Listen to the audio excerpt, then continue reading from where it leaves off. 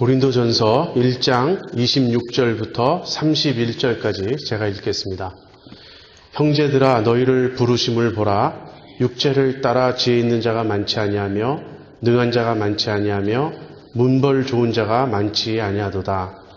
그러나 하나님께서 세상의 미련한 것들을 택하사 지혜 있는 자들을 부끄럽게 하려 하시고 세상의 약한 것들을 택하사 강한 것들을 부끄럽게 하려 하시며 하나님께서 세상의 천한 것들과 멸시받는 것들과 없는 것들을 택하사 있는 것들을 폐하려 하시나니 이는 아무 육체라도 하나님 앞에서 자랑하지 못하게 하려 하심이라. 너희는 하나님께로부터 나서 그리스도 예수 안에 있고 예수는 하나님께로서 나와서 우리에게 지혜와 의로움과 거룩함과 구속함이 되셨으니 기록된 바 자랑하는 자는 주 안에서 자랑하라 함과 같게 하려 함이니라. 오늘 설교는 사실상 지난 주일 주보에 제가 실은 칼럼과 암송구절 강해와 그 내용이 많이 연관됩니다. 여러분 지난 주일 칼럼을 혹시 기억하시나요? 제목이 아름다운 사람이었습니다. 그 칼럼의 요지는 아름다운 사람은 감사하는 사람이고 감사하는 사람은 겸손한 사람이다 라는 것이었어요. 제가 오늘 겸손에 대해서 여러분과 나누려고 합니다. 또 암송구절은 사도행전 1장 8절이었습니다. 그 암송구절을 설명하면서 제가 어느 선교단체 간사님으로부터 들은 말을 거기 인용했습니다. 우리는 그리스도를 증거하지 않으면 자기를 피하게 된다. 제가 그 말을 인용했는데요. 오늘 설교의 주된 내용은 우리가 우리 자신을 자랑할 것인가 아니면 주님만을 자랑할 것인가 하는 것이에요. 참 지난 주일 그 칼럼과 암송구절 강해와 내용이 연결되는 것을 보면서 우연의 일치인지는 모르지만 참 절묘하다는 생각을 했습니다. 여러분 누가 아름다운 사람입니까? 사실은 우리 예수 믿는 사람들 그리스도인들이라고 우리가 답할 수 있어야 돼요. 그리스도인들은 정말 아름다운 사람들입니다. 사실 그렇게 되어야 되죠. 마땅하죠. 혹시 여러분들이 지금까지 살아오면서 가장 여러분의 마음에 감동을 준 사람들은 누군가 한번 돌이켜 생각해 보세요. 저는 그리스도인들이었어요. 모든 그리스도인들이 다 아름답다. 물론 이 말은 아닙니다. 사실은 대부분의 그리스도인들에게 저 자신을 포함해서 아름다움을 느끼지 못할 때가 너무 많습니다. 그러나 제가 지금까지 경험하고 만나본 사람들 중에서 가장 진실한 사람들, 가장 겸손한 사람들은 그래도 그리스도인들이었어요. 여러분 그리스도인들은 아름다운 사람이어야 하고 아름다운 사람이 될 수 있습니다. 왜 그렇습니까? 우리가 모신 주님이 아름다우신 분이기 때문에 그래요. 여러분이 잘 아시는 마태복음 11장 28절 29절에 이런 말씀이 있습니다. 수고하고 무거운 짐진 자들아 다 내게로 와라. 내가 너희를 쉬게 하리라. 나는 마음이 온유하고 겸손하니 나의 멍에를 메고 내게 배우라. 그리하면 너희 마음이 쉼을 얻으리니. 주님 그렇게 말씀하셨어요. 우리 주님은 어떤 분이십니까? 주님은 온유하고 겸손하신 분이십니다. 저는 신앙생활에서 저에게 가장 감동을 주고 힘을 주는 그 내용이 있다면 다른 무엇보다도 복음서에 나타난 주님의 여러 모습들이에요. 제가 여러 번 말씀드렸는데 찬송가 84장 나 어느 날 꿈속을 헤매며 그 찬송이 너무나 제 마음에 좋고 감동을 주는 그 이유는 거기에 주님의 모습이 잘 묘사되어 있기 때문에 그렇습니다. 여러분 예수님의 모습을 한번 머릿속에 그려보세요. 저는 예수님이 행하신 그 어떤 기적보다도 예수님의 인격 자체가 역사상 가장 놀라운 기적이라고 생각합니다. 사실 예수님의 인격이 그토록 아름답고 고상하고 흠이 없고 완전한 것이 아니었다면 예수님이 행하신 그 모든 능력이 사실 무슨 의미가 있습니까?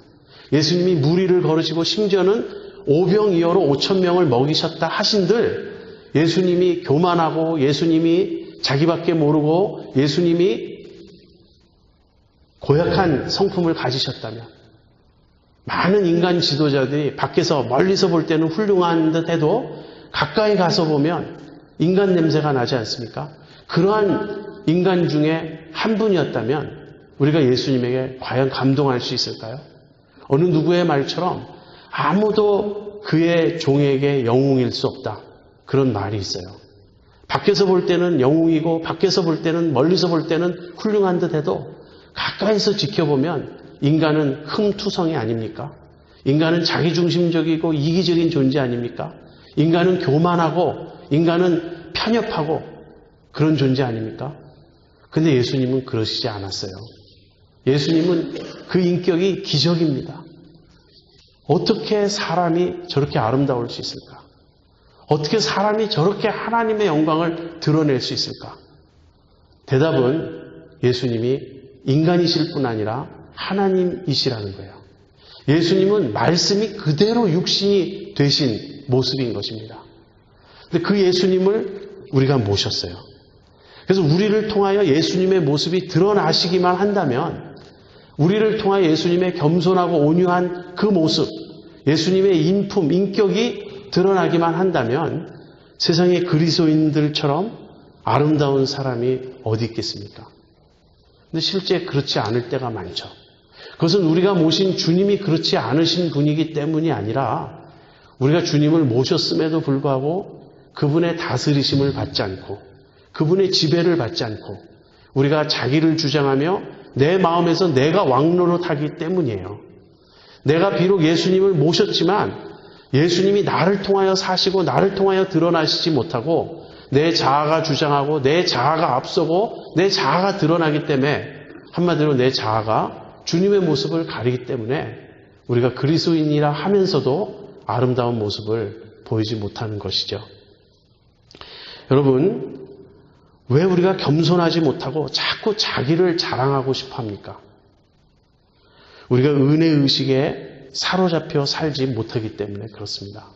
문제는 우리가 은혜를 받았음에도 불구하고 그 은혜를 더 충분히 깨닫지 못하는 거예요. 그 은혜의식에 사로잡혀 살지 못하는 거예요. 이게 역설적인데 믿음이 좋은 사람일수록 사실은 겸손해지고 자아가 깨어지고 자기 자랑이 없어져야 됩니다. 그러나 우리는 믿음이 좋을수록 또는 믿음으로 살려고 하면 할수록 자기의가 강해지는 모순에 빠져요. 여러분 믿음이 참 좋아 보이는 어떤 사람과 대화를 합니다. 근데 그분이 이런 얘기를 해요. 우리는 몇 대째 기독교 집안이고 어려서부터 부모님이 어떠셨고 전부 자기 자랑이에요. 그 믿음의 내용이 전부 자기 자랑이에요. 한마디로 어떤 메시지를 전달하냐면 우리는 훌륭한 사람이다. 그래서 믿음이 좋은 사람을 옆에서 보면 격려가 되고 위로가 되고 나에게 소망을 주는 것이 아니라 나는 못 쫓아가겠구나. 저 사람 너무 훌륭하고 저 사람은 타고나기를 저렇게 하나님 보시기에 훌륭한 사람이니 나는 못 쫓아가겠구나. 그런 인상을 준다고요. 그것이 과연 정말 믿음이 좋은 모습일까요? 그것은 우리가 속는 것이에요. 믿음이 좋은 모습은 절대 그런 것이 아닙니다. 은혜의식에 사로잡혀 사는 것은 전혀 그런 것이 아니에요. 여러분, 우리가 하나님의 은혜에 사로잡히면 드러나는 모습이 여러 가지가 있지만 오늘 그 중에 두 가지를 말씀드리려고 하는데 그것이 겸손과 증거입니다. 하나님의 은혜에 사로잡힌 사람의 두드러진 특징은 지난주에 설명한 감사도 있고요. 또 고전에 설명한 평화도 있지만 오늘 말씀드리려고 하는 것은 겸손과 증거예요. 은혜에 사로잡히면 그 사람은 겸손해질 수밖에 없습니다. 바꿔 이야기하면 절대로 자기 자랑을 할 수 없다는 거예요. 그것이 은혜의 의미예요. 내 자랑, 내 공로, 내 의로 구원받은 게 아니고 처음부터 끝까지 하나님이 값없이 나에게 베풀어 주신 것이에요. 구원을. 그것이 은혜예요. 그러니까 은혜를 받았다고 하는 말은 결론적으로 나는 자랑할 것이 아무것도 없다. 이렇게 돼야 돼요. 그래서 첫 번째 결과가 겸손이라면 두 번째는 증거입니다. 이 증거는 무엇이죠? 주님을 자랑하는 거예요. 은혜를 체험한 사람들은 자기 자랑을 하는 게 아니라 이제는 입만 열면 주님을 자랑하고 싶어져요. 이것이 은혜 받은 사람의 참된 모습입니다.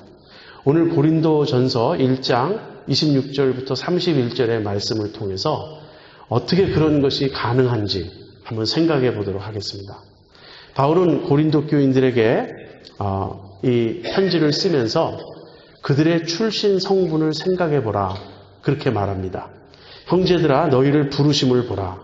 육체를 따라 지혜 있는 자가 많지 아니하며 능한 자가 많지 아니하며 문벌 좋은 자가 많지 아니하도다. 고린도 교인들의 출신 성분을 지적합니다. 바울이 참 조금 예의가 없지 않습니까? 사실 사람의 그 아픈 데를 찌르는 것 아니에요? 이런 말은 우리가 좀처럼 하지 않죠. 그러나 바울은 아주 노골적으로 말하는 거예요. 내 꼬라지를 알라.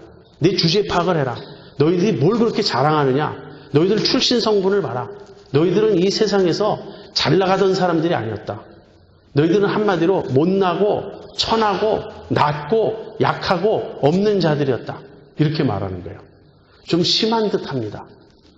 여러분을 향하여 다른 사람이 그렇게 말하면 어떻게 반응하시겠어요? 사실 우리는 참 묘한 존재예요. 우리는 입만 열면 부족하다고 말합니다. 그러나 남이 우리의 부족을 지적하면 화를 내요. 내가 좀 겸손하려고 부족하다고 말을 한 것이지 실제 나한테 부족하다 그러면 너는 잘났냐? 우린 이렇게 따지게 되죠. 바울은 지금 넌 부족하다 그 말을 막 노골적으로 지적하고 있는 거예요. 왜 그렇습니까? 그 이유는 고린도 교인들이 자랑으로 가득 차 있었기 때문이에요. 고린도 교인들은 복음을 듣고 예수를 믿고 그래서 이제 교회의 일원이 돼서 생활하면서 믿음 생활하면서 오히려 교만해졌어요. 이들이 사회에서는 참 못나고 낮은 존재들이었는데 교회의 일원이 되면서 이들에게 많은 변화가 일어났습니다. 첫 번째 변화는 무엇이냐면 복음을 듣고 그리스도를 알게 되었는데 이 고린도 교인들은 그리스도를 아는 지식을 세상의 철학 중에 하나로 생각을 했어요. 그 당시 헬라 철학이 널리 퍼져 있지 않았습니까? 헬라 철학을 또 다른 말로 지혜라고 말할 수 있죠. 그래서 여러 지혜가 있습니다. 헬라 세계에는. 근데 복음도 그런 지혜 중에 하나라고 생각하는 거예요. 그리고 자기들이 이제 복음을 들었고 기독교의 교리를 알게 되었고 예수를 믿게 되었기 때문에 이제는 자기들도 지혜로운 자들이 되었고 자기들도 똑똑한 자들이 되었고 자기들도 자랑할 것이 있다고 생각하게 된 것입니다. 이것은 복음을 제대로 이해한 것이 아니죠. 또 다른 면은 이런 면이 있습니다. 고린도 교인들은 성령의 체험을 많이 한 사람들이에요. 은사가 많은 사람들이에요. 그러다 보니까 자신들의 신비 체험을 통해서 자신들이 굉장히 신령하고 굉장히 영적인 존재가 되었다라고 착각했습니다. 바울의 평가는 정반대였죠. 너희들은 육신에 속한 자로다. 바울은 사실 그렇게 평가했습니다. 그러나 고린도 교인들 스스로는 자신들이 이 세상의 지혜에 비슷한 그런 지혜를 가진 자들, 똑똑한 자들이고 그 다음에 신비 체험을 통해서 영적이 된 자들이라고, 다시 말하면 자기들이 잘나고 똑똑한 자들이라고 자랑을 했던 거예요.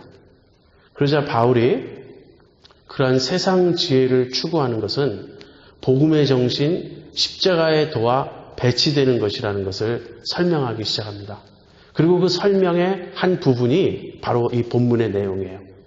하나님께서 너희들을 부르신 그 배경을 보라는 거예요. 너희들은 잘난 자들이 아니었다. 너희들은 똑똑한 자들이 아니었다. 너희들은 고상하고 지위가 높고 부유하고 그런 자들이 아니었다. 한마디로 지혜 있는 자, 능한 자, 문벌 좋은 자가 많지 않고 그 반대였다는 것이에요. 그런데 하나님께서 너희들을 세상에서 그렇게 못난 너희들을 택하신 이유가 있다.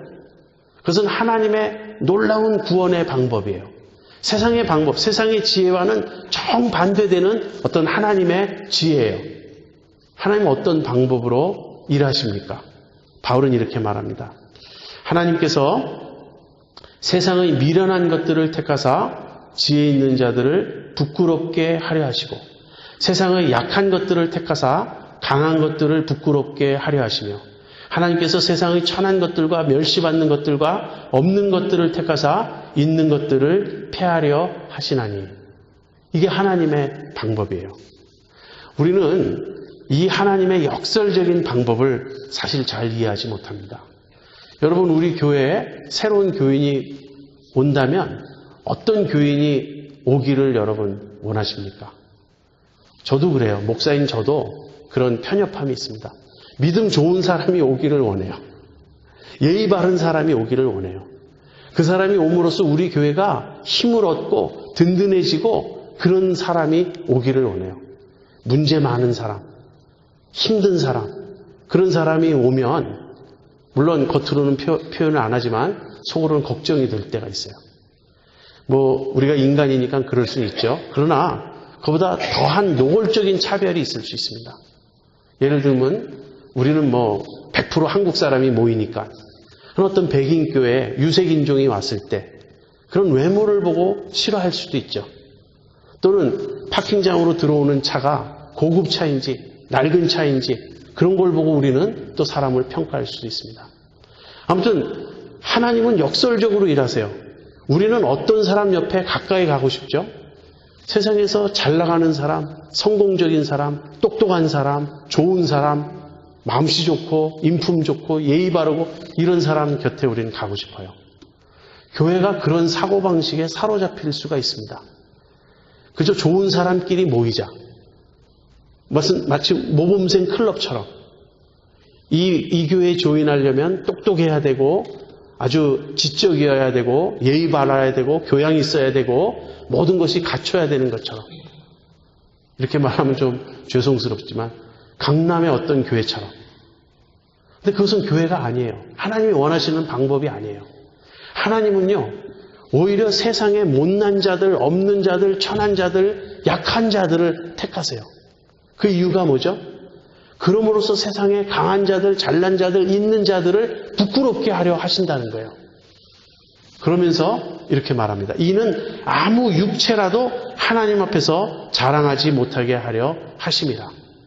고린도 교인들이여, 당신들의 출신 성분을 보십시오. 당신들이 자랑할 것이 어디 있습니까? 하나님은 우리를 은혜로 구원하시되 그 목적이 무엇이냐면 철저하게 하나님 당신만이 영광을 받으시고자 하시는 것입니다. 우리가 은혜로 구원받는다라는 말은요, 겉으로 듣기에는 참 좋은 말이에요. 그냥 공짜로, 거저, 값없이 믿기만 하면 우리를 구원해 주신다. 그래서 우리는 은혜라는 말이 달콤해 보이고 좋아 보이기 때문에 덥석 우리가 은혜를 묵니다. 근데 은혜는 굉장히 무서운 것이에요. 은혜는 굉장히 철저한 것이에요. 은혜는 우리의 자아를 깨뜨립니다. 우리의 자랑을 전부 분쇄해버려요. 은혜를 인정하는 순간, 은혜를 받아들이는 순간 그것은 무엇을 전제로 하냐면 나에게는 아무것도 없습니다를 인정하는 거예요. 나는 무력한 존재입니다. 나는 절망적인 존재입니다. 내가 내 구원에 기여할 수 있는 바는 아무것도 없습니다. 나는 죄인이요, 나는 하나님의 심판과 진노 아래 있고 나는 지옥에 가야 마땅한 사람입니다. 나에게는 자랑할 것이 아무것도 없습니다. 그것을 인정하는 것이 은혜를 받아들이는 거예요. 하나님은 우리를 은혜로 구원하실 때 바로 우리의 모든 자랑거리를 깨뜨려 버리시려고 하신 것입니다. 그래서 은혜 받은 사람이 자기를 자랑한다는 것은 있을 수 없는 모순이에요. 그것은 말이 되지를 않는 것입니다. 자, 하나님은 고린도 교인들을 택하실 때 바로 그러한 자들을 택하셔서 그들로 하여금 자랑하지 못하게 하셨어요. 오늘 우리에게 적용하면, 그렇다면 예수님을 믿을 수 있는 자격은 못나고 없고 천하고 약하고 그래야만 하는가? 물론 그것은 아닙니다. 잘난 사람도 예수 믿을 수 있어요. 부자들도 예수 믿을 수 있어요. 사실 모든 사람이 예수 믿을 수 있습니다. 단 조건이 있어요. 자신의 자랑거리를 가지고 예수님께로 나올 수 없다는 거예요. 부자도 예수 믿을 수 있지만 자기의 부를 정말 배설물처럼, 똥처럼, 아무것도 아닌 것처럼 여길 때에만 예수님을 믿을 수 있다는 거예요. 똑똑한 사람도 예수 믿을 수 있습니다. 그러나 자기의 지식, 자기의 지혜, 자기의 모든 그 잘난 것을 완전히 내려놓을 때만 예수님을 믿을 수 있어요. 왜냐하면 예수님은 그런 걸 보시고 우리를 택하시지 않기 때문에. 그래서 누구나 예수님을 믿을 수 있습니다. 그러나 예수님을 믿는 조건은 무엇이냐면 자기의 자랑거리를 가지고 와서는 안 된다는 거예요. 자기의 자랑거리를 가지고 오는 그 순간 은혜가 은혜되지 않기 때문에 그렇습니다. 그 다음에 그래서 못난 자들을 택해서 구원을 하시는데 그 방법은 무엇이냐면 이제 그리스도를 통해서요. 하나님께서 그리스도를 통해서, 즉 우리의 자랑거리, 우리의 공로, 우리의 의, 우리의 가진 어떤 것이 아니라 그 모든 것은 하나도 받아주지 않습니다. 그 모든 것은 다 제해버리고 우리를 구원하실 때 어떻게 구원하시냐면 그리스도를 통해서만 구원하세요. 근데 그 그리스도를 통해서 어떻게 구원하시는지 살펴보겠습니다. 30절 보세요. 너희는 하나님께로부터 나서 그리스도 예수 안에 있고 예수는 하나님께로서 나와서 우리에게 지혜와 의로움과 거룩함과 구속함이 되셨으니 기록된 바 자랑하는 자는 주 안에서 자랑하라 함과 같게 하려 함이니라. 여기 예수님은 우리를 위해서 우리에게 지혜와 의로움과 거룩함과 구속함이 되셨다. 이런 말을 합니다. 이 말은 좀 쉽지가 않아요. 이건 좀 풀어서 설명해야 됩니다. 처음에 지혜를 따로 떼어서 생각해야 돼요. 그리스도는 우리에게 하나님의 지혜가 되셨다. 이것을 떼어내고요. 그 다음에 의로움과 거룩함과 구속함이 되셨다. 이것을 뒤에 따로 설명을 해야 됩니다. 먼저 그리스도가 우리에게 하나님의 지혜가 되셨다라는 말은 무슨 뜻입니까? 그리스도가 하나님께서 우리를 구원하시는 길, 구원하시는 방법이 되셨다라는 뜻이에요. 그리스도는 하나님의 지혜입니다. 십자가는 하나님의 지혜입니다. 세상의 지혜와 반대돼요. 세상의 지혜는 어떤 것이죠? 세상의 지혜는 한마디로 얘기하면 아주 상식적인 것이에요. 잘난 사람이 구원 얻는 거예요. 헬라의 여러 철학 중에 대표적인 철학이 스토아 철학이었습니다. 근데 스토아 철학은 제가 보기에는 서양의 유교 같아요. 이 동양의 유교, 그 공자님의 가르침을 보면은 율법 종교 아닙니까? 무엇을 해라, 하지 말라예요. 그래서 여러 가지 도덕적인 가르침이 주어지고 있습니다. 이것이 인간이 마땅히 행해야 할 바다라는 것이에요. 이것이 스토아 철학과 비슷합니다. 스토아 철학은 덕을 추구했어요. 영어로 virtue를 추구했어요. 그래서 스토아 철학 전체 체계가 도덕주의입니다. 하라, 하지 말라. 이것이 옳은 길이다. 이것이 마땅하다. 그래서 옳은 길, 마땅한 길을 추구하면 어떻게 됩니까? 그걸 통해서 구원에 이르는 것이에요. 그러니까 우리는 스토아 철학을 들을 때 아주 공감하게 됩니다. 맞아, 그래. 마땅히 그래야지. 근데 이것이 세상 지혜라는 거예요. 세상 지혜는 훌륭한 사람, 착한 사람, 잘난 사람, 자기 절제와 훈련을 통해서 끊임없이 구원에 이르려고 노력하는 사람이 구원 얻는다고 가르칩니다. 이것이 세상 지혜예요.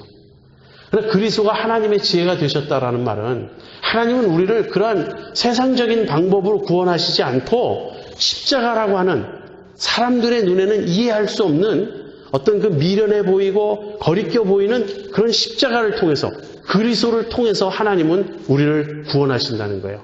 그리스도를 통해서 우리를 구원하신다라는 말과 은혜로 구원하신다, 믿음으로 구원하신다라는 말은 다 동의어입니다. 이것이 그리스도께서 우리에게 하나님의 지혜, 하나님의 구원의 길이 되신다는 말의 의미예요. 그러면 그리스도께서 우리에게 어떻게 하나님의 구원의 길이 되신다는 말인가? 그리스도께서 우리에게 의로움과 거룩함과 구속함을 베풀어 주시기 때문에 그렇습니다. 여러분, 이 의로움이라는 것은 칭의를 말해요. 그리스도를 믿음으로써 우리가 하나님께 의로운 존재로 여겨지는 것이에요.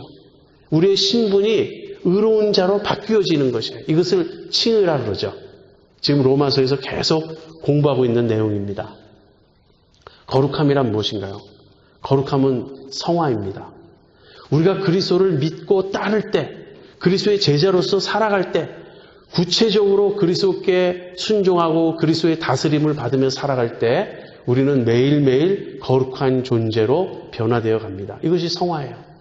세 번째, 구속함이란 무엇입니까? 이 구속이라는 것은요, 우리 몸의 구속을 말해요. 부활을 말해요. 다시 말하면 영화입니다. 우리의 구원이 완성되는 그날, 우리의 몸이 구속함을 받고 우리의 몸이 부활되어서 우리의 구원이 완성되는 것을 의미합니다.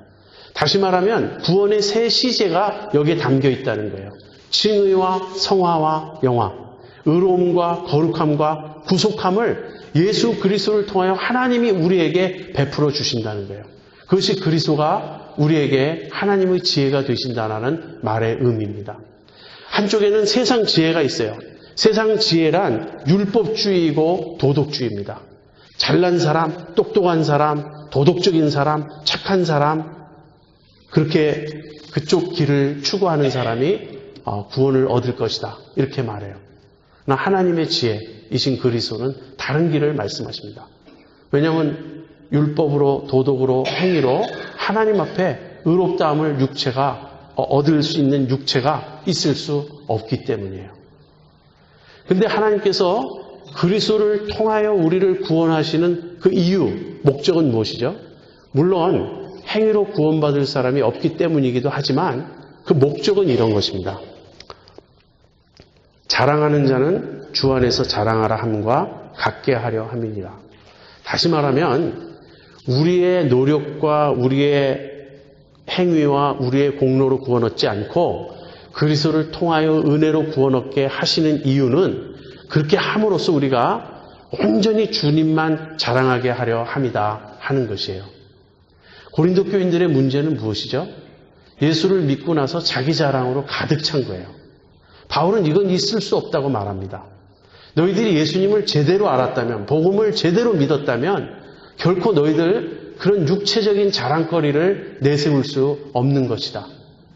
근데 이것은 고린도 교인들만의 문제일까요? 우리들의 문제는 아닌가요?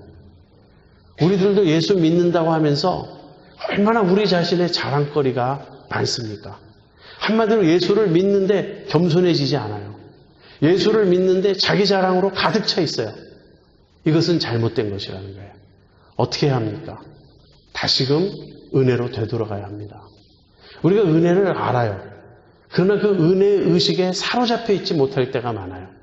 문제는 은혜를 단순히 머리로 이해하는 것이 아니고 은혜 의식에 사로잡혀서 나의 전 존재가 은혜로 말미암은 것이라는 것을 참으로 깨닫는 것입니다.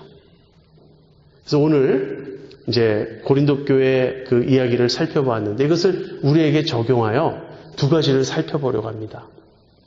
어떻게 은혜는 우리를 겸손하게 만드는가? 어떻게 은혜는 우리로 하여금 주님만을 자랑하게 만드는가? 여러분, 행위 구원론을 생각해 보죠. 율법주의를 다른 말로 하면 행위 구원론이라 그럽니다. 그러니까 은혜 구원론이 있고요. 그 다음에 행위 구원론이 있어요. 은혜 구원론이라는 것은 은혜로만 구원 얻는다는 것이고요. 행위 구원론은 행위로 구원 얻는다는 말입니다. 그런데 행위 구원론이 성립될 수 없는 두 가지 이유가 있습니다. 다시 말하면 우리가 율법을 지켜서 우리의 행위로 구원 얻을 수 없는 이유가 두 가지라는 것이에요. 첫 번째는 우리가 죄인이기 때문에 아무도 율법을 지킬 수 없다는 것이에요. 이것이 너무나 당연한 이야기죠. 근데 두 번째, 이런 측면이 있습니다. 만약에 우리가 행위로 구원받을 수 있다면 우리의 가장 근본 문제인 교만이 깨어질 수 없습니다. 행위는 언제나 무엇을 가져오죠? 자랑을 가져와요. 행위에서 난 것이 아니니 이는 누구든지 자랑치 못하게 하려 함이니라. 에베소서 2장 9절. 너희가 그 은혜를 인하여 믿음으로 말미암아 구원을 얻었나니 이것이 너희에게서 난 것이 아니요 하나님의 선물이라. 행위에서 난 것이 아니니 이는 누구든지 자랑치 못하게 함이니라. 행위로 구원받는다라는 말은요, 일단 우리가 죄인이기 때문에 그 길이 가능하지도 않거니와 혹시 가능하다면 무슨 문제가 있냐면 우리가 공로를 주장하고 내 의를 주장하고 하나님 앞에서 자랑하게 된다는 것이에요. 은혜 구원만이 우리의 문제를 근본적으로 해결할 수 있습니다. 인간의 문제는 다름 아닌 죄예요. 그리고 죄의 본질은 다름 아닌 교만입니다. 여러분, 우리는 끊임없이 우리 자신을 높이고 우리 자신을 주장하고 우리 자신에 사로잡혀 있어요. 이것이 교만이에요. 이 교만을 어떻게 깨뜨릴 수 있습니까? 은혜로만 깨뜨릴 수 있다는 거예요. 왜냐하면 은혜로 우리를 구원해 주시면 우리는 결코 자랑할 수 없기 때문에 그렇습니다. 은혜를 인정한다는 것은 내가 구원에 기여한 것이 하나도 없다는 것을 인정하는 것입니다. 그래서 은혜의 결론은 겸손인데요. 여러분이 겸손을 오해하시면 안 됩니다.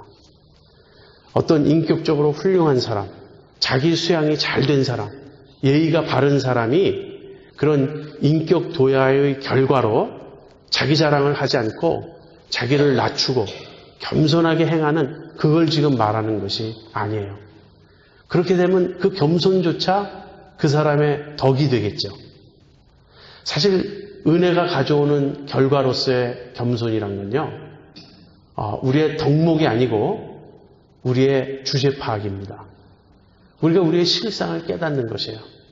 어떤 사람이 매우 훌륭함에도 불구하고 예의를 갖추어서 자기를 내세우지 않고 자기를 낮추는 그런 측면의 겸손이 있어요. 근데 지금 여기서 말하는 겸손은 그런 것이 아닙니다. 우리의 실상을 깨닫는 거예요. 우리가 주제 파악을 하는 거예요. 내 자신을 보니 내가 자랑할 것이 진짜 아무것도 없구나. 내가 어떤 존재인지 내가 알게 되는 것입니다. 그것이 은혜가 가져오는 첫 번째 결과예요. 만약에 어떤 사람이 저에게 당신의 소원은 무엇이냐고 묻는다면 저는 내가 큰 일을 하고 훌륭한 일을 하고 그런 것보다 저는 겸손한 사람이 되고 싶다고 답하겠어요. 저의 소원이에요. 제가 왜 겸손한 사람이 되고 싶은가? 제 힘으로 도저히 겸손해질 수 없다는 것을 제가 알기 때문에 그렇습니다. 어떤 인격 도야가 잘 되어서 내가 잘났음에도 불구하고 사람들 앞에서는 나를 낮추는 그런 겸손은 우리가 노력하면 행할 수 있을지 모르겠어요. 그러나 자기의 실상을 깨달음으로 말미암아 내면에서부터 자아가 완전히 무너져 내린, 완전히 깨어진 그러한 겸손은 성령의 능력으로만 일어날 수 있는 일입니다. 이것은 은혜로만 가능한 일이에요. 우리가 어떤 결심한다고 되는 것이 아닙니다. 예수 믿는 사람만이 그런 의미에서 참으로 겸손할 수 있습니다. 이 겸손이란 하나님 앞에서 깨어진 모습이에요. 완전히 무너져 내린 모습이에요. 이것이 은혜의 첫 번째 결과입니다. 두 번째는요, 은혜는 우리로 하나님만을 자랑하게 만듭니다. 자기 자신에 대해서 절망한 사람, 자기에게 아무것도 없음을 깨달은 사람, 그로서 은혜를 붙잡은 사람에게 은혜는 놀라운 은혜입니다. Amazing Grace가 되는 거예요. How sweet the sound. 얼마나 이것은 달콤한 말인가. 은혜를 아는 자가 하나님을 아는 거예요. 하나님을 안다는 것은 추상적이지 않고요, 아주 구체적이고 체험적입니다. 하나님을 아는 것은 하나님의 은혜를 맛보는 것입니다. 그리고 하나님의 은혜를 맛본 사람은 그 은혜를 자랑하지 않을 수 없어요. 제가 그 은혜와 영광 그 전체 개요를 설명하는 특강에서 말씀드렸죠. 우리는 언제나 좋은 것을 경험하면 그것을 자랑하고 싶어 합니다. 그리고 그 자랑을 통해서 우리의 즐거움이 완성돼요. 제가 좀 조잡한 예를 들었습니다. 그때 하동관 곰탕 예를 들었어요. 우리가 맛있는 음식을 먹어도 막 자랑하고 싶어요. 사람들은 내 말을 잘 안 들어요. 뭐 그냥 곰탕이다 그렇지. 그러면 우리는 어떻게 반응합니까? 내가 사줄게 먹어봐. 내가 내 돈을 내서라도 그 사람에게 이 맛을 보여주고 싶어요. 정말 좋은 걸 경험한 사람은 그런 현상이 나타납니다. 어떤 너무나 아름다운 경치를 보았어요. 그러면 가기 싫다는 사람 억지로 끌고 무조건 날 따라와 봐. 절대 후회하지 않을 거야. 그리고 그 경치를 보여줘야 돼요. 너무 좋은 음악을 들었으면 귀에다가 막 이 이어폰을 꽂아가면서 강제로 막 듣게 합니다. 글쎄 1분만 들어봐. 은혜를 맛본 사람도 마찬가지예요. 은혜가 너무 좋기 때문에 은혜를 맛본 사람은 그 은혜를 자랑하지 않을 수가 없습니다. 은혜를 자랑하지 않는 사람은 아직 은혜를 맛보지 못한 거예요. 근데 은혜를 자랑할 때 어느 정도로 자랑하게 되는가? 제가 성경에서 두 인물의 예를 소개하겠습니다. 첫 번째 사람은 사마리아 여인이에요. 여러분 사마리아 여인 얘기 잘 아시죠? 요한복음 4장에 나옵니다. 이 사마리아 여인이 낮 정오에 물을 기르러 우물가에 옵니다. 왜 낮에 오죠? 사람을 피하기 위해서. 사마리아 여인은 남편이 5이 있었지만 지금 있는 동거하는 사람도 남편이 아니었어요. 그러니까 동네에서 쑥덕거림의 대상이고 사람들의 눈총을 받고 손가락질을 받는 사람이었어요. 그래서 이 사마리아 여인은 자신이 부끄러운 그런 면이 많기 때문에 사람을 피하기 위해서 대낮에 우물가에 왔습니다. 거기서 예수님을 만나요. 그리고 예수님과 대화가 이어집니다. 근데 대화가 진행되는 중에 예수님이 사마리아 여인에게 이런 말씀하세요. 지금 내가 너에게 물을 달라고 요구하는 자가 누군 줄 알았더라면 그에게 생수를 구하였을 것이요. 그가 너에게 생수를 주었을 것이다. 그 생수는 영원히 목마르지 않게 하는 안에서부터 솟아나는 샘물이 될 것이다. 그러자 이 여인이 나에게 그런 생수를 주십시오. 그때 예수님이 여인의 실상을 밝히셨어요. 대화가 오고 가면서 결론은 무엇입니까? 예수님이 메시아라는 것이었어요. 자, 이것을 깨달았어요. 사마리아 여인이. 그러자 어떻게 행동하죠? 물동이를 우물가에 버려둔 채 마을로 뛰어들어갔습니다. 그리고 이렇게 큰 소리로 외치는 거예요. 와서 보라. 내가 행한 모든 일을 나에게 고한 사람을 와서 보라. 이 사람이 그리스도가 아니냐. 얼마나 놀라운 변화입니까? 자기가 행한 모든 일, 지금까지는 바로 그것을 숨기기 위해서, 그것을 감추기 위해서 살아왔어요. 지금까지는 사람들을 피하고 싶었고 자기의 부끄러운 점을 감추고 싶었어요. 근데 이제 거꾸로 된 거예요. 내가 행한 모든 일을 나에게 고한 이 사람을 와서 보라. 무슨 말입니까? 자기의 부끄러움조차도 더 이상 부끄러움이 되지 않는 거예요. 예수님을 만나고 보니까 자기의 부끄러움으로부터도 완전히 해방될 수 있는 것입니다. 아니 오히려 역으로 자기의 부끄러움을 털어놓아서라도 예수님을 자랑하고 싶어지는 거예요. 이것이 예수님을 만난 사람의 모습입니다. 근데 두 번째 사람은 여기서 한 걸음 더 나아가요. 누굽니까? 바울이에요. 바울이 고린도 후서 12장 9절에서 이렇게 말합니다. 내게 이르시기를 내 은혜가 네게 족하도다. 이는 내 능력이 약한 데서 온전하여 짐이라 하신지라. 이러므로 도리어 크게 기뻐함으로 나의 여러 약한 것들에 대하여 자랑하리니 이는 그리스도의 능력으로 내게 머물게 하려 함이라. 바울은요, 자랑거리가 많은 사람이었습니다. 사마리아 여인이 부끄러움 투성이었다면 바울은 반대 극단에 있는 사람이었어요. 바울은 자랑거리가 많은 사람이었어요.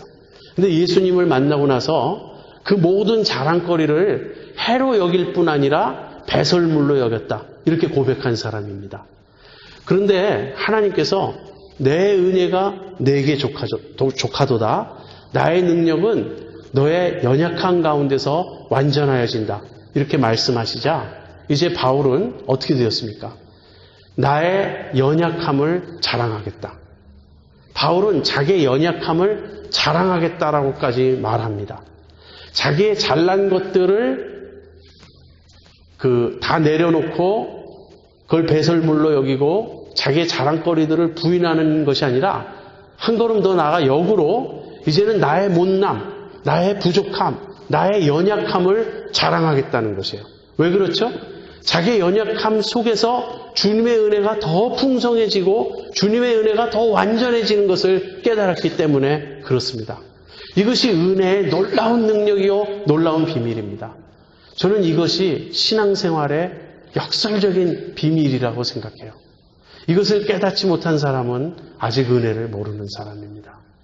은혜를 모르는 사람은 자꾸 자기의 자랑거리를 붙잡으려고 그래요. 왜 그렇죠?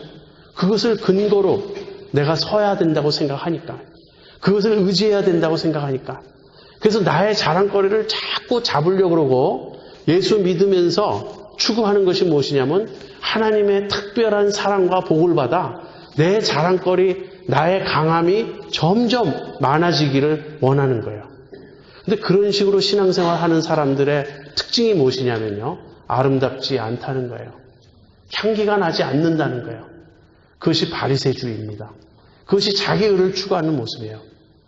그것이 아니라 하나님의 은혜를 맛보고 나서 이제는 내가 강해지고 내가 잘나지고 내가 높아지기를 추구하는 게 아니라 오히려 나의 약해짐, 나의 낮아짐, 나의 부족해짐을 자랑하고 그럼으로써 하나님의 은혜만이 더 완전해지고 더 풍성해지고 나를 통해서 더 드러나기를 원하게 되는 것입니다. 여러분은 이 은혜를 체험하셨습니까?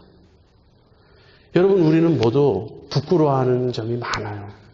그래서 우리는 그것을 드러내고 싶어 하지 않습니다. 누군가 그것을 건드리면 우리는 불같이 화를 내고 기분 나빠하고 어떻게 하든지 내 부족함, 내 연약함은 감추고 싶어 합니다.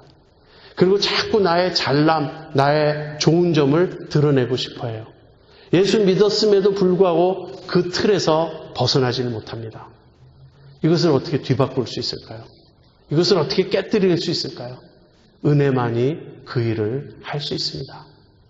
은혜를 깨닫고 보면요, 이제는 나의 모든 자랑은 예수밖에 없어요. 나의 모든 자랑은 하나님이 나를 사랑해 주시는 그 은혜밖에 없어요.